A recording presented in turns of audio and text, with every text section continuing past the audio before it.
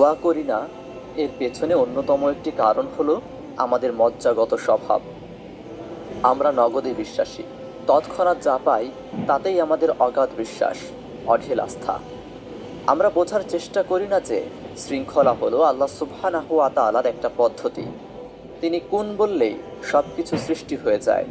তথাপি তিনি পৃথিবী এবং আসমান জমিন সৃষ্টি করতে ৮ দিন সময় নিয়েছেন।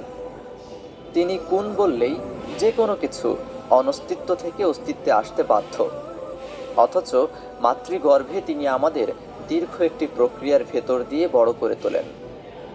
এটি আল্লাহ সুবহানাহু ওয়া তাআলার পদ্ধতি, নিয়ম। কিন্তু আমরা এই পদ্ধতি, এই নিয়মের তোয়াক্কা করি না মোটেও। আমরা চাই আমাদের দোয়াগুলো করা মাত্র কবুল হোক। যখন দেখি আমাদের দোয়াগুলো আমাদের প্রত্যাশিত সময়ের মধ্যে কবুল হচ্ছে না, দোয়ার আপাতত কোনো ফল পাওয়া যাচ্ছে না, তখন আমরা হতাশ হয়ে পড়ি।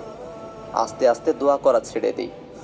এই যে আমাদের মজ্জাগত স্বভাব, আমাদের অস্থির চিত্ত, এটার উল্লেখ করেই আল্লাহ সুবহানাহু ওয়া তাআলা কোরআনে বলেছেন, মানুষ বড়ই তাড়াহুড়ো প্রবণ। আল্লাহর কাছে আমরা যে দোয়া করি, সেই দোয়া কবুলের ব্যাপার নিয়ে ডক্টর বিলাল ফিলিপসের খুব চমৎকার একটি কথা আছে।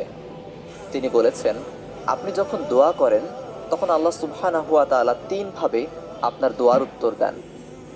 ১, আপনার দোয়ার বিপরীতে তিনি বলেন হ্যাঁ, অর্থাৎ তৎক্ষণাৎ আপনার দোয়া তিনি কবুল করে নেন। ২, আপনার দোয়ার বিপরীতে তিনি বলেন হ্যাঁ, কিন্তু এখনই নয়, অর্থাৎ আপনার দোয়া তিনি কবুল করবেন, তবে সেটা তৎক্ষণাৎ নয়। আপনার দোয়া পূরণের জন্য উপযুক্ত সময় কোনটি সেটি আপনি জানেন না। কোন সময়ে কবুল করলে তা আপনার জন্য বেশি উপকারী সেই জ্ঞান আপনার নেই, আল্লাহর আছে। তাই তিনি আপনার পছন্দ মাফিক সময়ে দোয়াটা কবুল করেন না, উপযুক্ত সময়ের জন্য আপনাকে অপেক্ষা করান।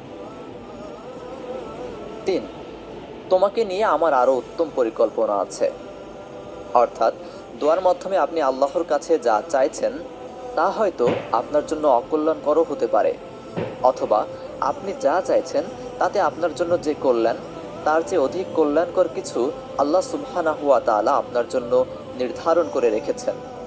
তাই আপনি দোয়া করে যা চান ঠিক তাই অনেক সময় আল্লাহ আপনাকে দেন না, আপনাকে আরও কল্যাণকর, আরও উপকারী বিষয়ের দিকে আল্লাহ সুবহানাহু ওয়া তাআলা ধাবিত করান। অস্থির চিত্ত না হয়ে আল্লাহর সিদ্ধান্তর ব্যাপারে কোনো রকম অবিশ্বাস, সন্দেহ কিংবা সংশয় পোষণ না করে তার কাছে চান। আপনার যেটুকু দায়িত্ব সেটুকু পালন করে বাকি ফলাফলের জন্য তার উপর ভরসা করুন।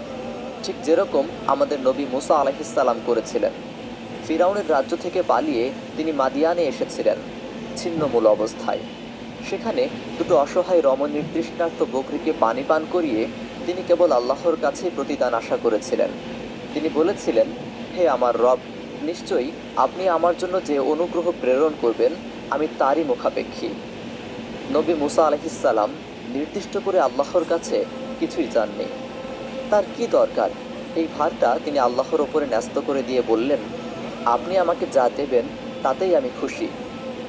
আমাদের দোয়াগুলো হতে হবে এমন, দোয়ার মধ্যে থাকতে হবে আল্লাহর ওপর পরম নির্ভরতার ছাপ। বনি ইসরায়েল যুগের ৩ লোক যারা আটকা পড়েছিল গুহার মধ্যে, তারাও দোয়ার মাধ্যমে মুক্তি পেয়েছিল। বিশাল পাথর এসে যখন আটকে দিয়েছিল গুহার দ্বার, তখন তারা আল্লাহর কাছে আকুল চিত্তে দোয়া করেছিল।